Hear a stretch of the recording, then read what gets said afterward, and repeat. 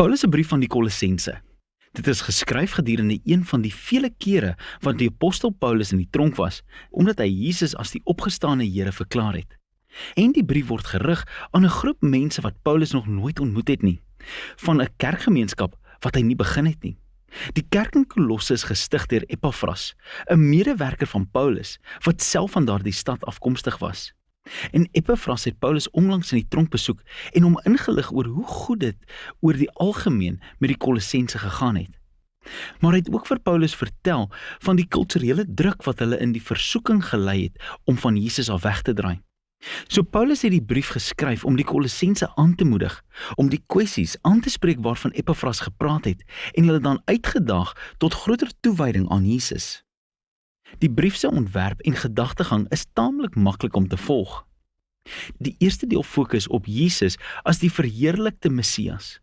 Paulus wys dan vir hulle hoe sy lyding in die tronk te wille van die verheerlikte Jesus is.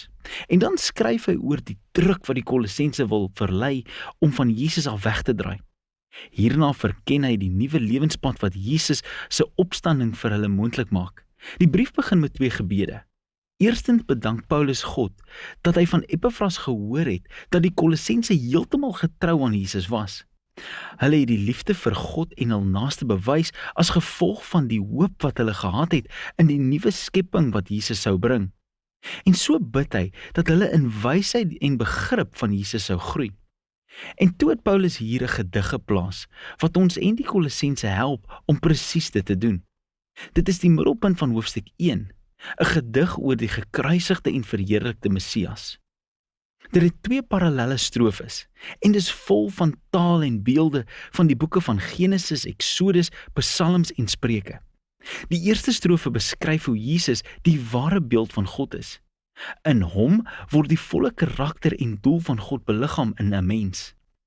Hy is die eerstgeborene, 'n Ou Testamentiese beskrywing van Jesus se koninklike status oor die hele skepping. Hy deel in die identiteit van die een ware skepper God. En deur hom is alle werklikheid, alle kragte, gesag, geestelik en menslik geskep. Dis in Jesus die Messias dat ons die ware outeur en koning van die skepping ontdek. En so in die tweede strofe ontdek ons dat hy ook die een is wat besig is om 'n nuwe skepping te bring. Hy is die hoof van die nuwe liggaam wat verwys na Jesus se volgelinge as die nuwe mensdom waarvan sy eie lewe na die opstanding die eerste voorbeeld is. In hom woon God se verheerlikte tempel teenwoordigheid. En so is dit deur Jesus se dood en opstanding dat God homself versoen het met die mensdom, met alle geestelike kragte, met die hele skepping.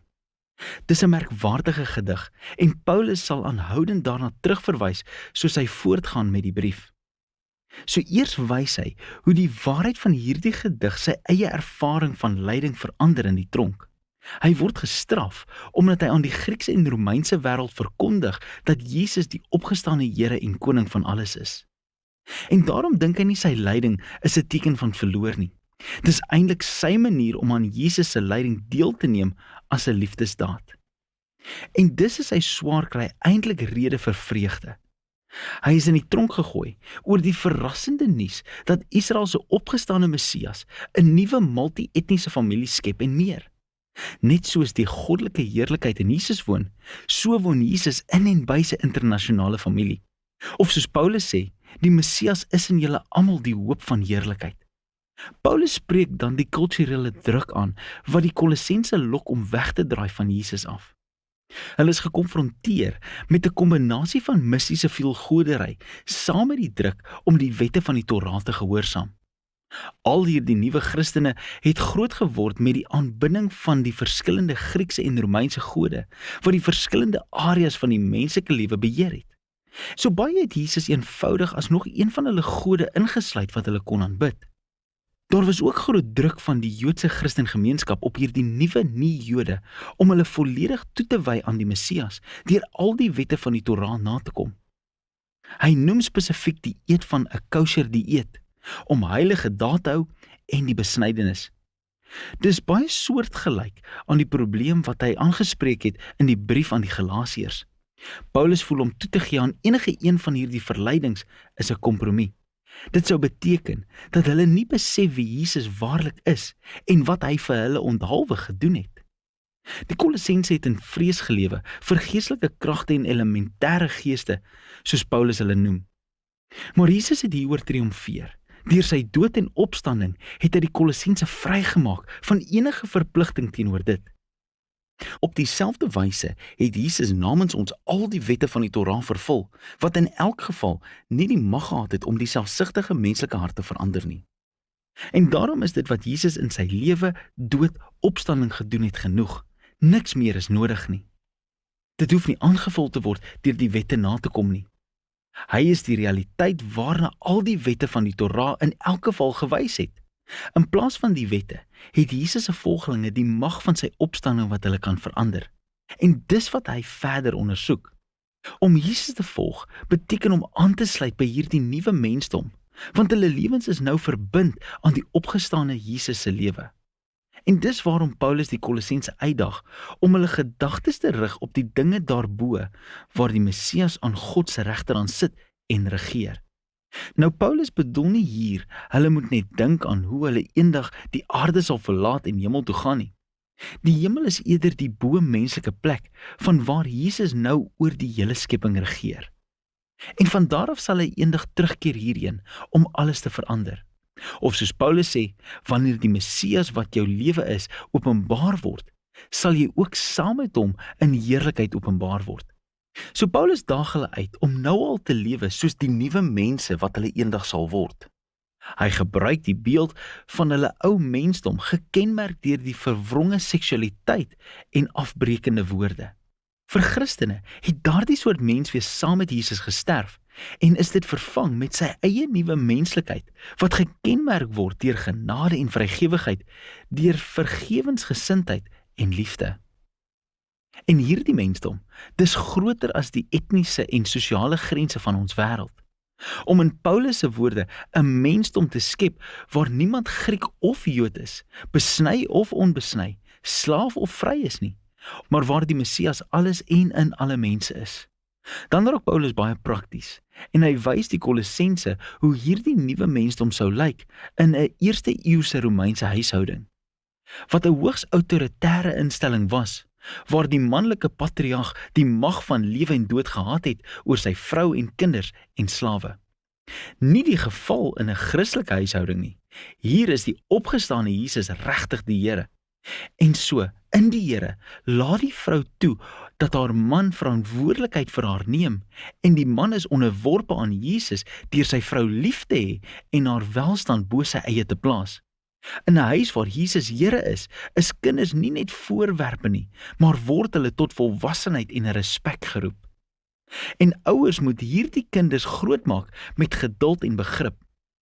Christene wat slawe is, moet hulle menslike meesters eer, want hulle is nie die ware meester nie, Jesus is. En Christene wat slawe het, moet verstaan dat hierdie slaaf nie hulle eiendom is nie, maar eerder 'n medelid van Jesus se liggaam, wat geëer en in liefde omhels moet word. Paulus beweeg hier op dun ys. Hy is besig om die mees basiese Romeinse instelling te ontvorm rondom Jesus, wat regeer deur sy selfopofferende liefde. En hoewel hy nie die huishoudelike struktuur heeltemal afskaf nie, eis die verheerlikte Messias dat dit verander moet word. Amper so ver dat enige Romein wat in Kolosse bly, dit skaars sal herken. Jy kan dit die duidelikste sien in die slot van die brief. Na 'n versoek vir gebed, pas Paulus hierdie instruksie toe op Christelike slawe en meesters. En ons ontdek dat Tychicus die een is wat hierdie brief aan die Kolossense neem en vir hulle lees. En hy word vergesel deur 'n sekere Onesimus, wat 'n slaaf was van 'n Kolossense Christen genaamd Filemon. En ons ontdek deur 'n ander brief wat aan Filemon gerig is, dat Onesimus weggehardloop het van sy meester. Dit was 'n oortreding wat tronkstraf verdien het. Maar Paulus vra die hele kerk om Onesimus te begroet as 'n getroue en geliefde broer in die Here. En dan in die brief aan Filemon sê Paulus dat hy Onesimus nie meer as 'n slaaf moet ag nie, maar as 'n broer. Hoe's daai vir 'n brief op 'n hoogtepunt eindig? So in die brief aan die Kolossense nooi Paulus ons om te sien dat geen deel van die menslike bestaan onaangeraak bly deur die liefdevolle en bevrydende heerskappy van die opgestane Jesus nie. Ons lyding, ons versoeking om in te gee, ons morele karakter, die magstrukture in ons eie huise, dit alles moet weer ondersoek en verander word.